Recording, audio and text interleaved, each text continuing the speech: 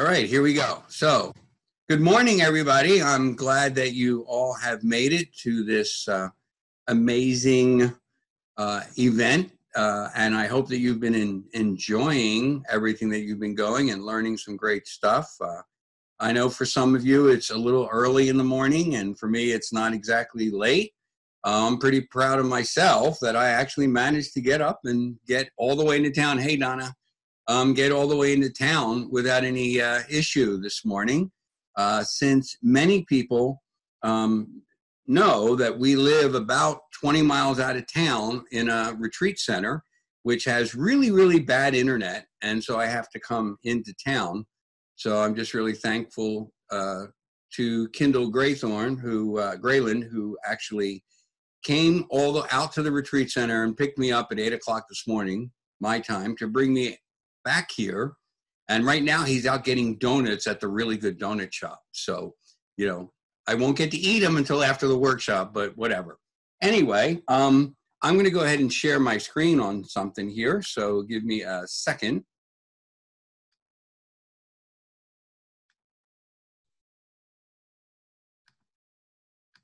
All right.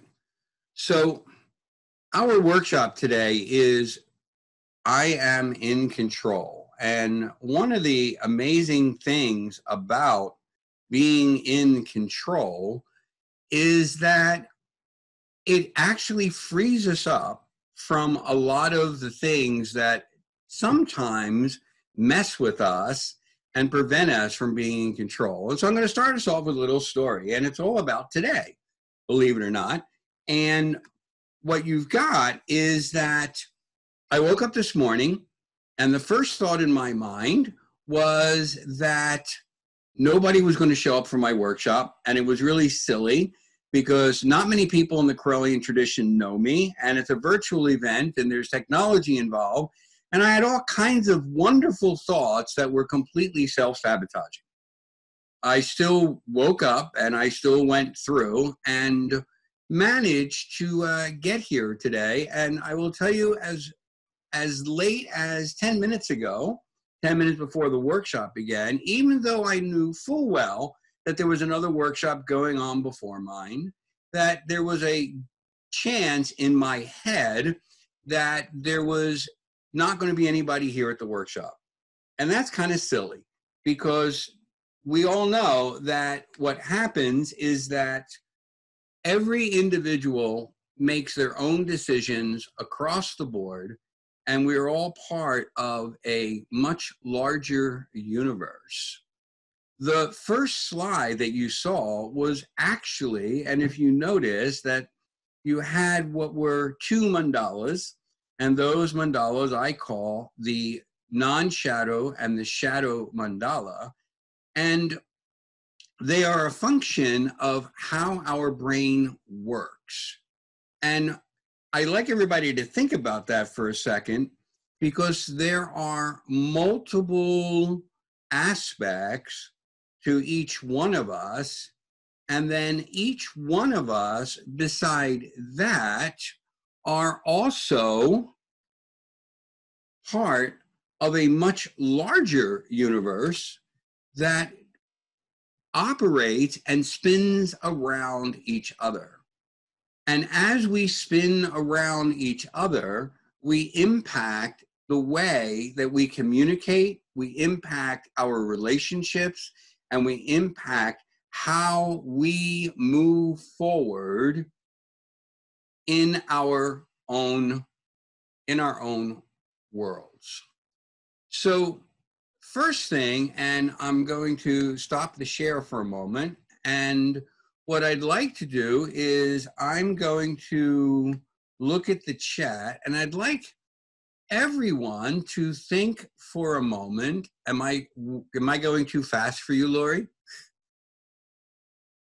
Okay, I will slow down a bit on that for you. I would like everybody to think about what are the aspects of yourself that influence your ability to make good decisions for yourself. In other words, how do your emotions, your logic, your physicality, and your higher self all communicate together? So what is the thing that causes you the most difficulty in being able to really make good decisions for yourself?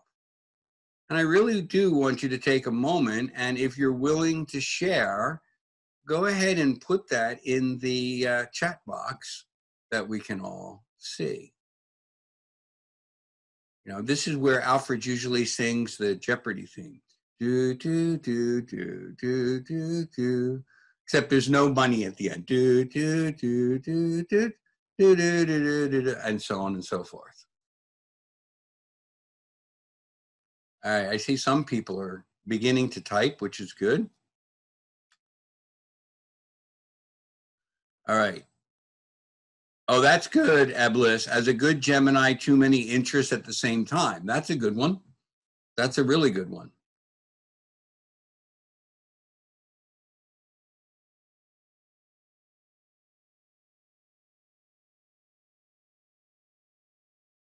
All right. I don't know how many people are typing, but we'll pick those up as we go along. So I'm going to share that screen one more time.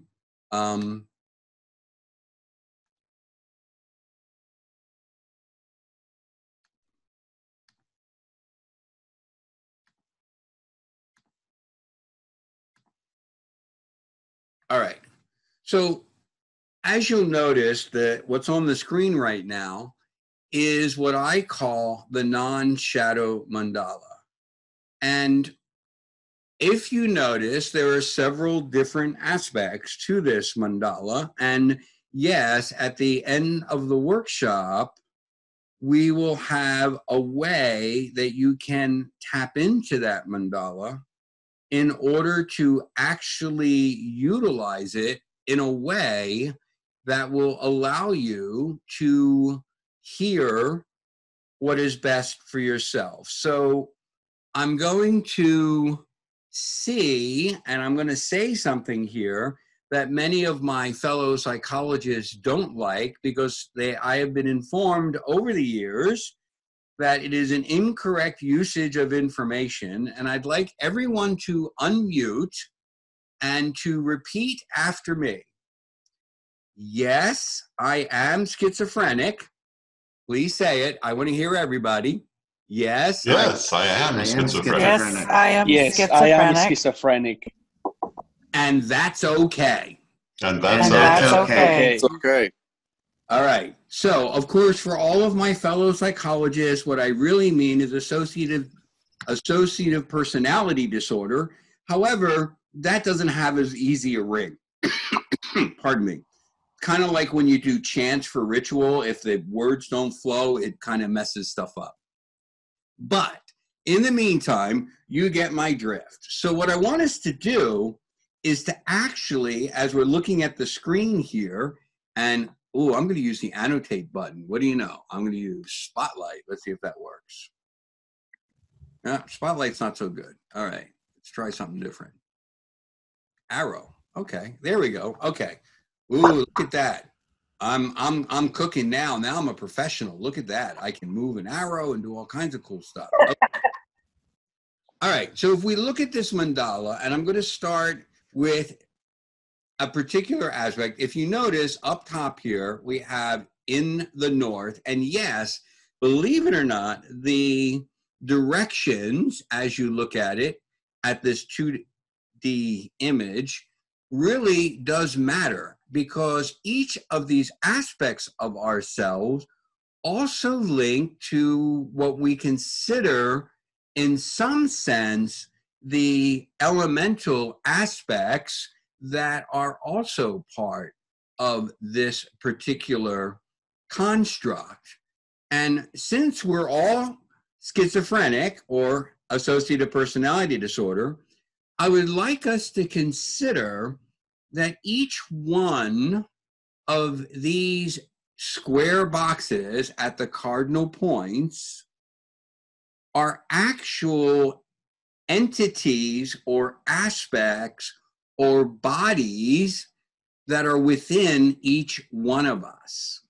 And a little later in our workshop, I'll go back to that first slide that we had with that animation, and it kind of will show how both what we call the non-shadow and the shadow relate to each other and what they create together.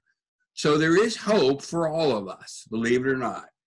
Okay, so let's start in the north, the higher self, or our inspiration. Regardless of what you consider to be divine or whatever else, however you identify, a metaphysician will say the universal consciousness. My Jungian cohorts will say the collective unconscious and conscious working together. However, that is the higher self, is that we small voice inside our heads, which tends to really be telling us the truth, whether we listen to it or not. In the East, we have logic, or the direction in which we are moving. Our logic is pretty much our conscious mind. It's that aspect of ourselves which is calculating. It is the one that is doing all of the assessment of how we are going to operate in the larger world. In the South, we have the physical component, which is, of course, our physical bodies. Did you wake up this morning? Didn't you wake up this morning? All those cool things. And then there is emotion. Now, a lot of us in different traditions, intent, or our emotion, which is a function of our intent, tends to drive a lot of our decisions. And what I'm going to do is I want to give an example for you of how I mean that these four bodies, as such, work together. So here we go. So let us say that there is that the particular situation is that an individual is driving down the road, a little two-lane country road. And yes, I live in the country, so those are the things that come to mind very quickly for me. That you're driving down a country road, two-lane, double yellow line, so you can't pass, and somebody comes up behind you and starts honking the horn and flashing the lights.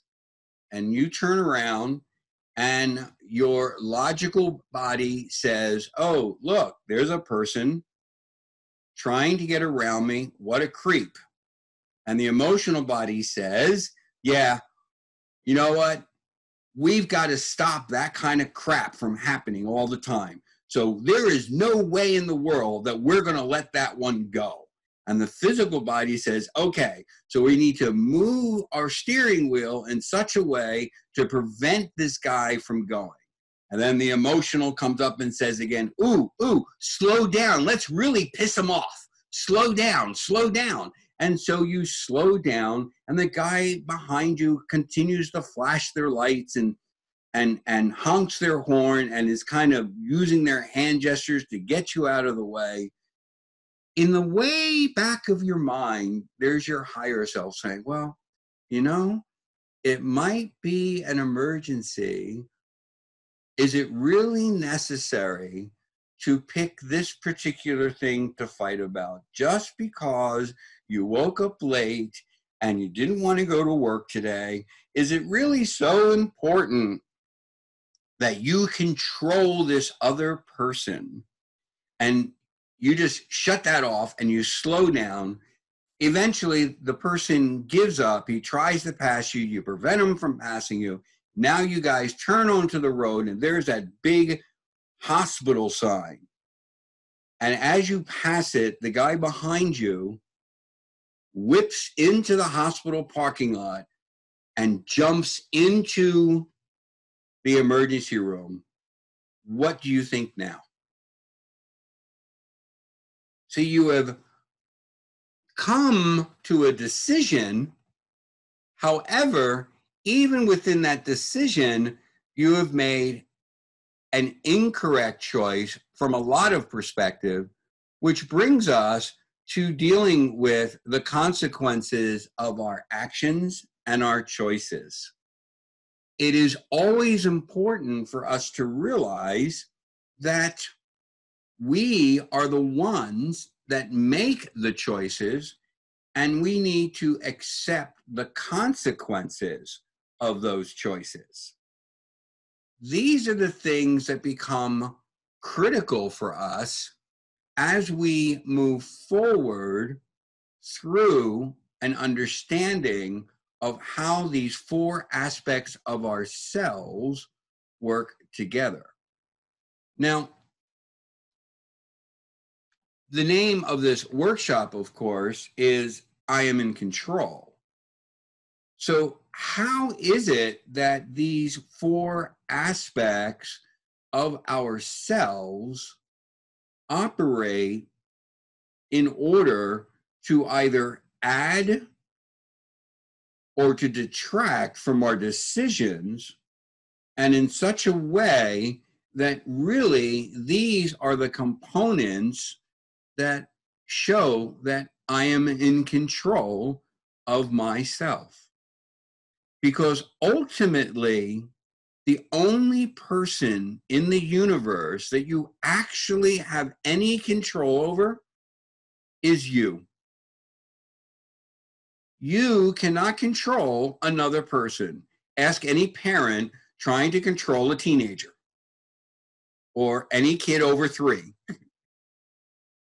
How do you control that kid? You really don't. You can coddle, you can order, but control, they still have to make the decisions. And in every aspect of our lives, we are in control of the decisions that we make. So I have 3 little words for us. I'm going to wait for Lori to catch up a little bit as she nods her head, typing away a million miles a minute.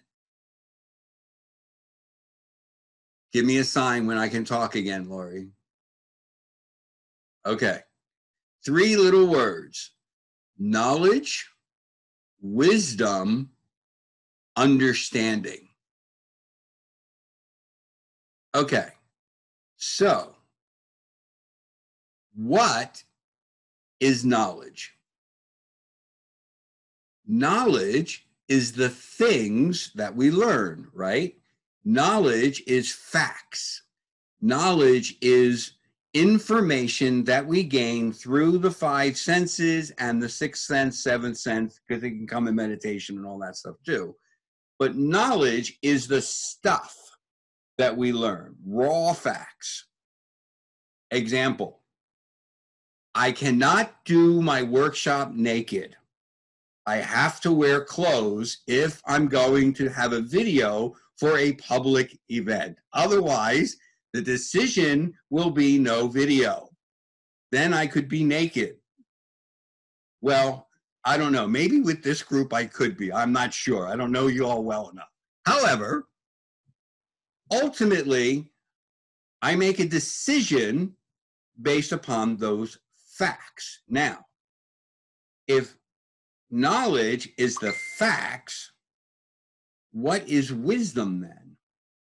Wisdom is how to apply those facts. So knowledge is the what. Wisdom is the how. How do I apply the information that I have? And there is where sometimes the issues come into being. But how I apply those facts is still completely within my own control, because I am the one who is applying facts that I have determined are facts. Now, sometimes what we perceive is not really facts, and we'll get to that in a little bit later. But for the purpose of this aspect of the construct, knowledge is the what, and wisdom is the how. So what is understanding? Understanding is when. It's when to apply the information and the wisdom that we have obtained. You know, many a time we have the right decision and we apply it at the wrong time. So I can think of several situations that are like that. So that here's an example.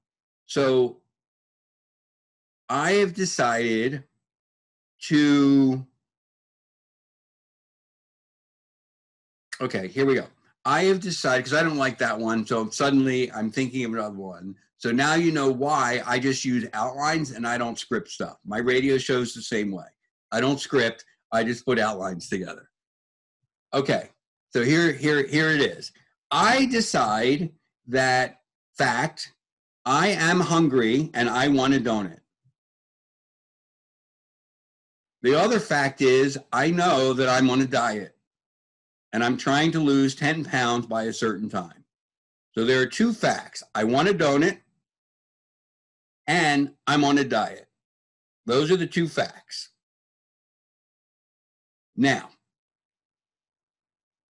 I can decide for myself because I'm in control. So, you know what? I really, really want a donut. And so in order to have this donut, I need to make sure that I have met my weekly goal, and one donut isn't going to kill me for right now. One donut won't bug me because I've already lost 8 pounds and one donut won't be such a big deal. I can reward myself with a donut. Okay. Sounds like there's an emotional response in there, but okay, we're dealing with knowledge, wisdom, and understanding at this point. There we go. Donna writes in the chat, but one leads to two, and that leads to the whole box. And then, of course, one must not play favorites. Thank you, Reverend Don. Thank you, sir. Absolutely. Every donut works just as well as another. However, we're going to say that we have enough control of our impulses. So the question now becomes, when can I have a donut? Okay, if I'm honest with myself, I probably could have the donut after I have met whatever my goal is for the week, as long as I am willing to accept the consequences of eating that donut. So now I have the how. I'm going to eat the donut, and I'm going to eat it after I've met my goal. That's my how. And now I meet my goal, which is the when. Now, that's not a really great example, but it is an example, and you can see how it goes. Here's the problem. Where did all this information come from? If we go back, and I'm going to go back to sharing the screen real quick.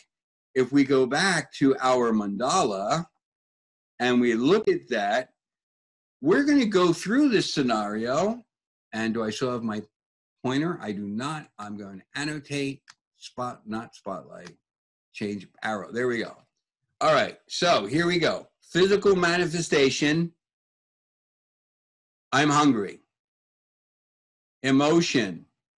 Well, you're too fat, stupid. You can't eat a donut. You're a dummy. Why in the world would you want to eat a donut? Because you know that you already gained the weight, and that's not going to be good, because one donut will lead to two, and two donuts will lead to three, and three donuts will lead to everything. And there is no freaking way in the world that you're going to be able to eat only one donut. Logic. Well, we've been down this road before, and we can establish willpower, and by the force of our will, we will only eat one donut. Physical self turns around and says, oh yeah, you'll eat only one donut because that's the way that we're going to make it. The emotion, oh, I guess we can try to eat one donut, but I'm telling you, I know me, and I'm going to want more than one donut. Way back in the back is the higher self in this instance saying, you wanted to lose 20 pounds in a month, and you've only lost 6 pounds. Are you really sure that this is the way that you are going to operate? You know, precognitively, we know from experience that we're going to end up eating 3 donuts instead of 1 donut. And then you're going to want to do something else, and you're going to mess up, and then later on, you're going to berate yourself. And the emotion says, oh, shut up, higher self. None of what you're saying makes any sense. And then the logic gets in so you see how this kind of goes around and around and around and around. Then the question becomes, what do we do with all of this roundabout stuff? We can try to shut up the different aspects of self. However, it becomes a place where we need to begin to examine the situation in balance.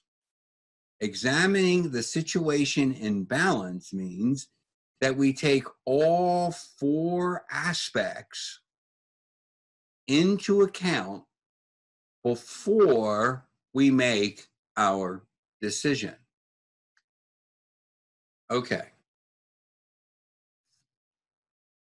Somebody is fetching, if only I had a donut just now, it would be the best sight gag ever. It certainly would, Reverend Don. That would be perfect. Okay, somebody else is fetching a brownie. Okay, great. That's perfect.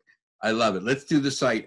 You know what? The next time I do this, I'll have a brownie on the site. Oh, wait. Do I have them close by? Let's see. Aha! Look. Donuts. And notice it's still enclosed. See, I have donuts and I haven't eaten them. Of course, Kindle just got, I got to flip it. Okay, there we go. Ta-da! Donuts. However, Kindle just showed up and he's bringing the donuts from the good donut place. Oh, that's bad. See, look what he just handed me. Now, this is really bad. Remember what Reverend Don said? The whole box? Yeah, okay, take them away. Take them away. All right. Anyway, so there we go. We have our sight gag and it's recording. We got it. All right. Now, okay. If you notice, and if we notice on the share, I've only got candied violets. I'm bagging now. Well, that's good. Candied violets are actually really good. Candied violets are even better because they're, at least depending on how much sugar you use, it won't be so much, it won't be quite so bad for that diet because I can justify that. Anyway, which brings me right back to our mandala. Okay, so as we are looking at the mandala, we notice something here, that there is something called consequences of actions and choices. See the diamond, the yellow diamond here. So there are consequences to every action and choice. So here are 3 new little words, and they are honor, respect, and personal responsibility for our actions and the consequences thereof. Honor, respect, and personal responsibility. The warrior of the millennium, the spiritual warrior, the individual who understands the situation in balance and the truth of themselves, is able to create physical and mental fitness through an understanding of where our actions come from and the consequences and accepting the responsibility for them. Now, here's another little bit more serious situation. So an individual has had a particularly bad relationship, whether it be a marriage or a relationship with a partner. And I don't necessarily mean that it was abusive, because that's a whole different a different ball of wax. But what I do mean is that it wasn't a healthy relationship for them. They finally make the choice and take the action to get out of that relationship. And they vow unto themselves, and they make an emotional decision that they're not going to get emotionally involved with another person ever again as long as they live. Okay. So they have established now a set of defenses to make sure within themselves that that doesn't happen.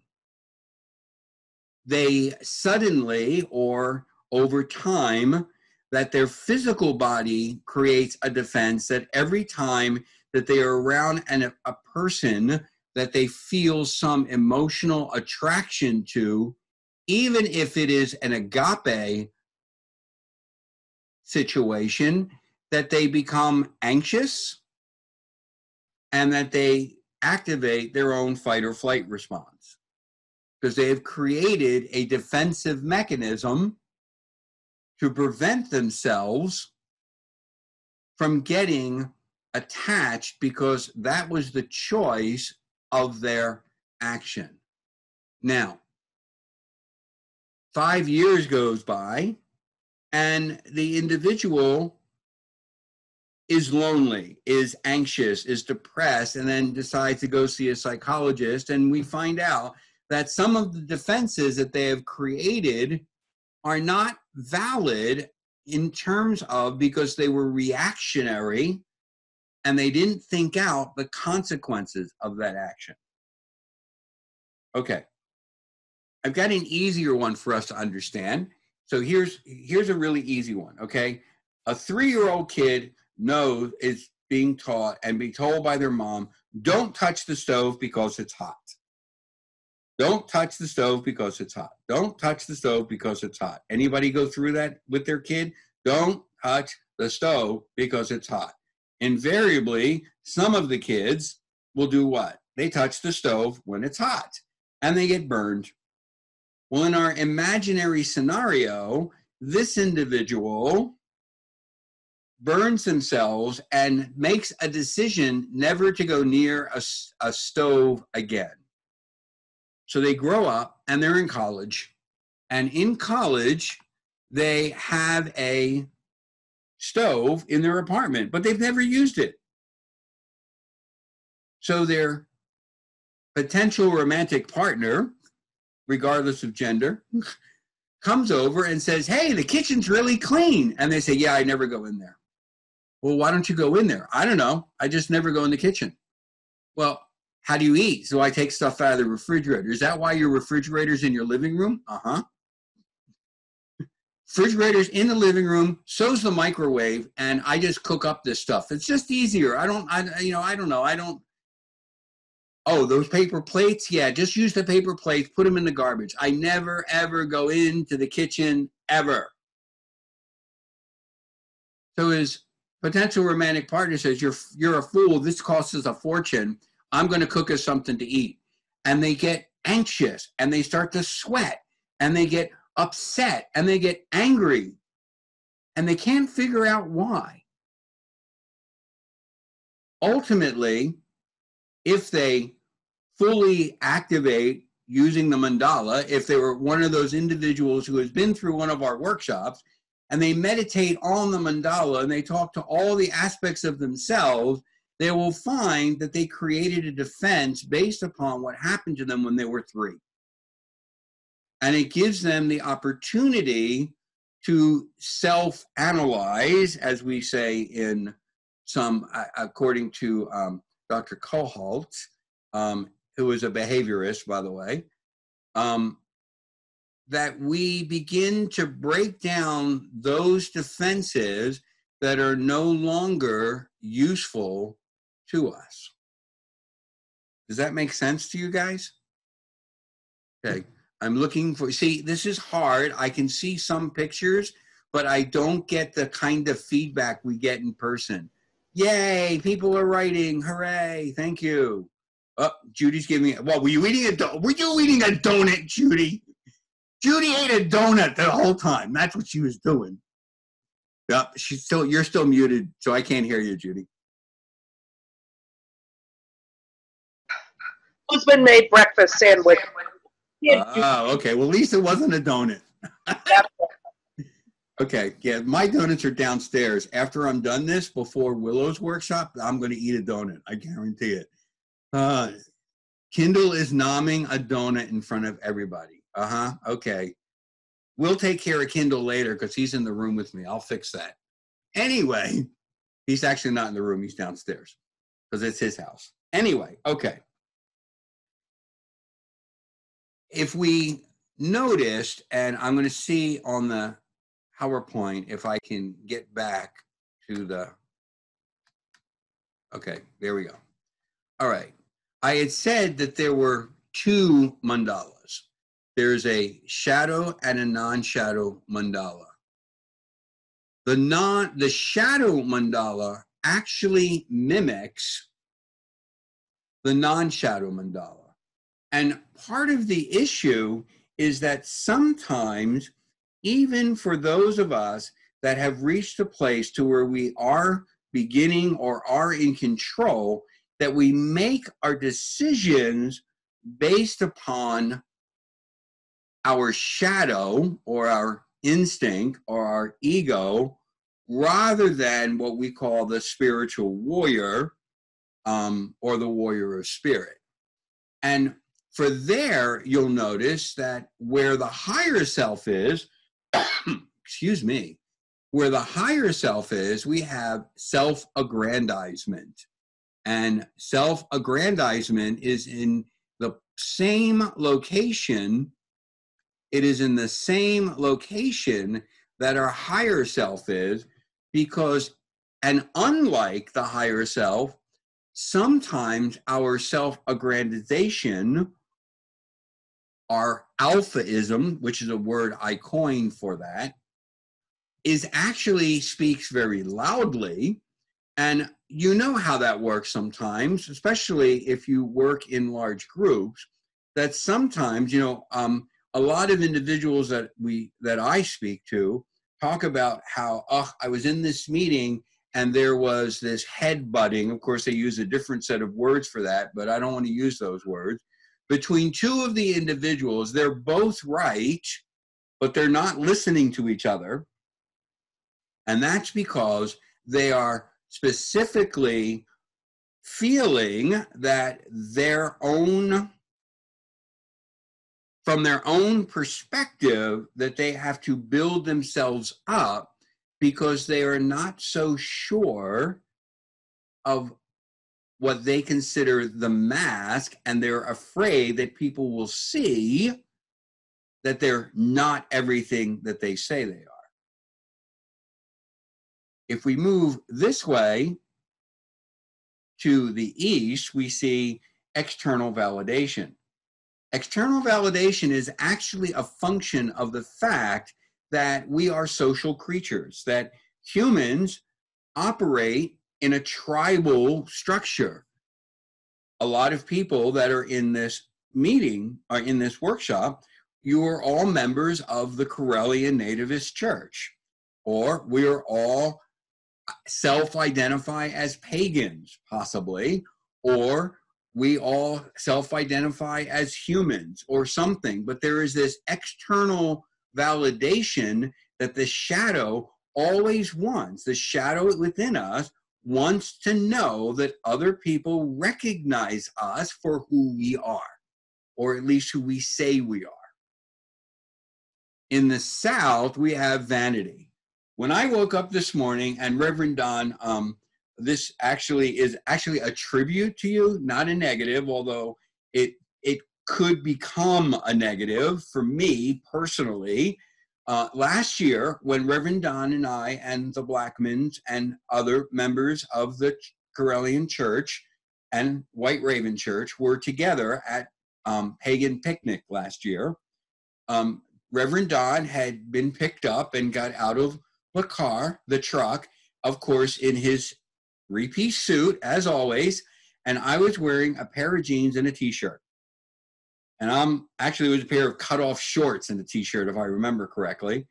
And, you know, we were saying, okay, we're all going to, Reverend Don is hungry, we're all hungry, let's go to dinner.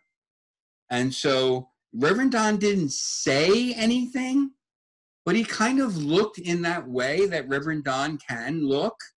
And within my own self, I felt, wow, I am so underdressed. And so I said, wait a minute, I'm going to go upstairs and change my clothing.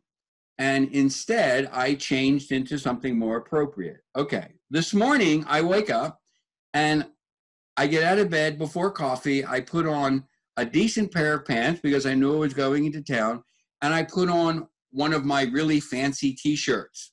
And then I remembered that incident in last year and thought, I'm going to be in front of a bunch of people, some I know and some I don't know. However, I am doing it as a speaker, as a elder, as a whatever, and it is important for me to honor their thoughts and show respect to them and myself. And beside, Reverend Don's going to be in the room. So I put on a different outfit. I put on this lovely vest with a collared shirt, and you can't see it, and I'm not going to change things. But yes, I'm wearing a decent pair of pants and shoes that are slightly shiny. And thank you for that, Reverend Don. But if I took that too far, that would become vanity within myself, as well as an aspect of self-gratification, which is here. Because I feel good. Now, are any of these things bad? No. None of them are bad, because our shadow and our non-shadow need to work together to create what we call the balanced individual, or what I call the warrior of the millennium. And in this aspect, what happens is that we mitigate and build consensus in such a way that we allow each other, or all of those aspects of ourselves, to be able to work together in order to create that spiritual warrior that we are truly desirous of. Well, thank you, Reverend Don. That I am glad that thank you, sir. That is awesome. And see, isn't that a nice vest? By the way, take a look. See, isn't that a pretty vest? I got that specially just for Lustration. I'm sorry. Hi, Lori. Okay, cool. All right, so I am going to go back out to the share screen stuff again. And I'm going back over here because I want to bring back this. And I want to, from current slide. Nope, that's not how to do it. Okay. Sorry, little tiny technical glitch, but it's not such a big deal. Go back here. Share, okay. Here. And from beginning. Okay, here we go. We have been looking at a two-dimensional structures. This image here is a 3 or 4 dimensional structure, because none of those lines and those connections operate in a static way. Our psyche, ourselves, are way more complex than we can possibly be. And all of these things are aspects of ourselves, are feeding each other to create. You see way down here in the middle, if you see in the middle here, this blue square, oh, look at that. You click and it actually shows me annotating. I love it.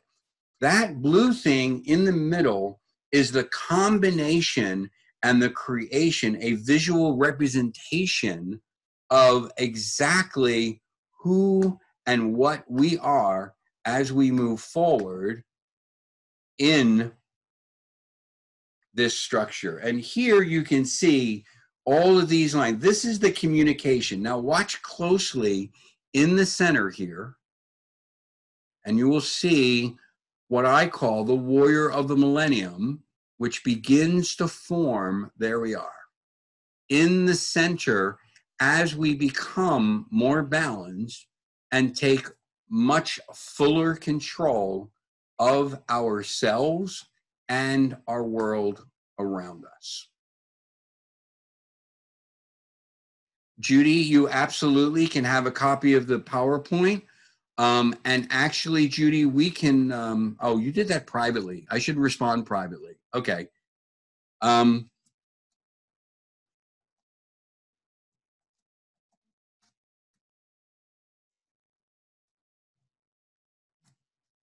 Okay. So I'm not going to make the mistake that somebody made yesterday. Somebody was asking a question in private and they were answering in public. And so I'm trying to respect everybody there. And so there we go. I just responded in private to the person. But of course, everybody knows now that Judy sent me a private message. But oh well, sorry about that. My deepest apologies. Don't worry about it. Okay, cool. All right. So there's one thing I want to share. By the way, you see this cool thing back here? These are some of the books that I've written. Ha ha. I just wanted to show this one book. This is The Warriors of the Millennium. Most of what we talk about is in this book. And you can talk to whomever if you so desire. And you can contact me at alfredwillowhawk.us, or you can go to Amazon and deal with it that way. However, this was not a commercial. I had no permission to make self-aggrandizing commercials, and so I'm not doing it. However, I just want to say to everyone here that it has been a real honor. My relationship over the last 4 years with the Karelian Nativist Church, it has enriched my life personally. And I hope that I have been of some usage to some folk here as well. And I look forward to many years of collaboration because when we collaborate, it's like a candle, right? Is that when you have two candles with light, each one is 1 lumen, but when you put them together, it's 7 lumen, not 2 lumen. And so as we continue to work together, and as we continue to expand our growing networks, and as we continue to do events like this, it's pretty amazing that we are able to show so many people so many things to bring them truth and power in their own lives. I want to thank everyone for the opportunity, and I hope that you guys have a blessed day, and I hope to see people in the rooms later. If you have any questions, feel free to send them to me on the chat or however. Everybody knows how to get a hold of me. Thank you again. You're welcome, Lord Don. Thank you, Alfred. Loved it. All right, guys. All right. I'm going to end this meeting now, and then the recording should go to the cloud, I hope. And Alfred, you will get that to me to send to Kazine? The script? Yes. Yes, I will get that script to you probably before Willow's workshop, which is in an hour, I think, right? Willow was at 1, right? Yeah, Willow's at 1. So yeah, it's I'll get it to you within the hour. Thank you, darling. All right. Have a blessed day, everybody. Blessed be. Blessed be. Behave and don't eat too many donuts. I'm not. I'm going to have 1 donut and finish. Bye. Sure. No, really. Later, Alfred. Later. Here it says later. I have enough respect for myself All right. Take care. Bye, everybody.